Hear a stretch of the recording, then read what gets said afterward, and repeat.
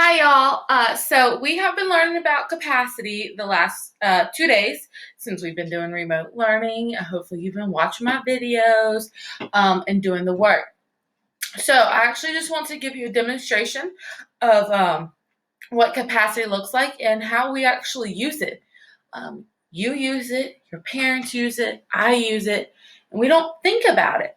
So, if you have plants at home and you have to water them, you're using capacity. Now, when Miss Ledbetter uses waters flowers, I might use a pint, which is this glass right here. Okay, that is a pint of water. Now, this is a cup. This isn't a lot of water, so I wouldn't use this to fill up or to water my plants. This is just not enough water. They're going to die on me if I just give them 1 cup of water. So I would probably give them a pint, especially if it's like a small pot of flowers. Where farmers or people who have gardens, they're going to use more water than just a pint. If you have a garden, you usually have some maybe tomatoes, squash, different types of vegetables, and you might use gallons of water. Okay, farmers use gallons of water to water their crop, or they use gallons of water to water their horses and their cows. They're not just going to give 10 horses a pint of water. They're probably going to give the horses a few gallons of water. Farmers usually have a lot of cows. Again, they're not going to give the cows a pint of water. They're probably going to give them gallons of water, so more than one. Your parents fill up their gas tank. I fill up my gas tank. The bus that you might ride on to get to school the person fills up the gas tank. We use gallons of gas. If we used 1 cup of gas, Miss Ledbetter probably would not be able to leave the Skurlock parking lot if I was trying to get home. Okay, again, we use gallons of gas when we go to fill up our car or the bus that you're riding. Even airplanes, they use gallons of fuel. Again, they're not going to use a cup. They're not going to use a pint. And they're not going to use a quart of gas. They're going to use gallons of gas. So let's take a look. So I'm trying not to spill. So raise your hand if you've ever had a can of drink before. This is a ginger ale. But if you've ever had a can of Coke before, or Mountain Dew, or Sprite, a can of juice, raise your hand. I know I have. So this is actually just water in here. I finished a ginger ale and I just filled it up with water. So I want to see about how much we drink when we drink from a can. So I'm going to measure it with my cup.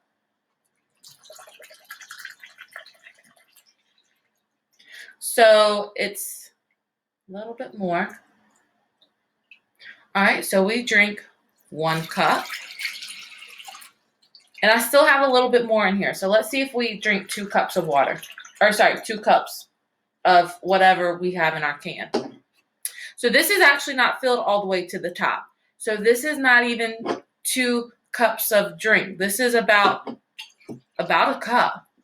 Okay.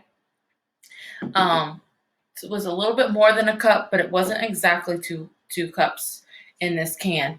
And I could have, since I refilled this with water, I could have actually put more water in here than what we usually have when we open this to drink the ginger ale or to drink the Coke. So I might not have matched where the people who make this fill it up at. But this is about 1 cup, a little bit more than 1 cup, but it's not a pint, okay? It's not a quart, and that definitely, what I poured out there, wasn't a gallon.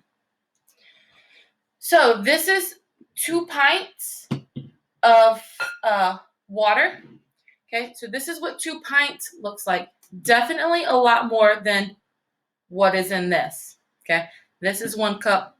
This is 2 pints. So I'm going to pour some out so you could just see. Again, I'm trying not to make a mess, which Miss Ledbetter most certainly is. All right, so I poured out some water. Okay, so that was filled all the way to the top. Now I've got a cup. Got a little bit on my table, just a little bit. But Here's a cup. That's it. That's a cup. Okay? Cup is not a lot. It's a little. I would use cups to do small things with. So if I'm going to um, water my flowers, I might use a pint. If I'm making a cake, I use a cup for milk. Okay. I even use a cup of flour. Okay. It's not a lot.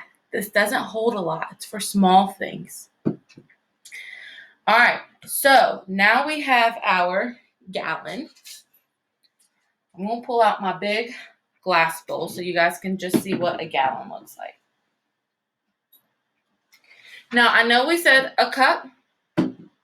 We have this was a pint when it was filled all the way to the top. A quart is 2 of these. A quart is 2 glasses of water.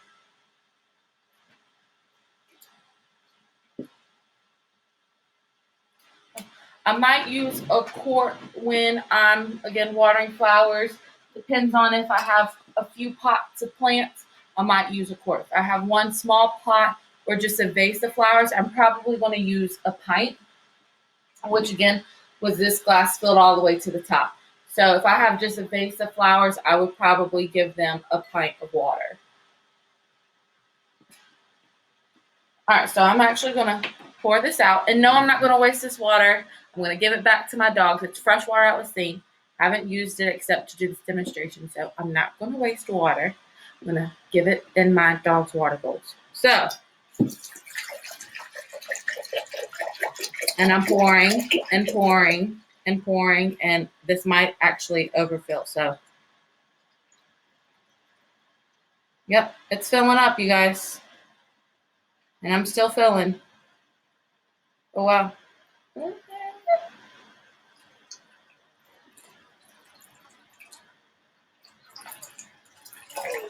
Oh, I didn't overfill. Okay, so this big old bowl holds a gallon of water.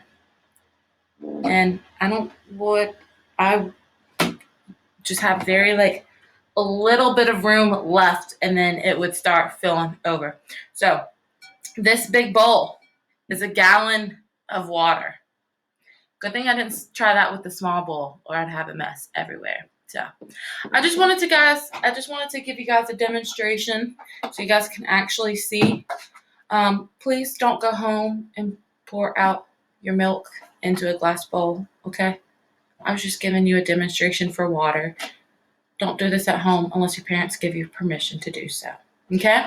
So, again, we have our smallest measurement we're learning about, which is our cup.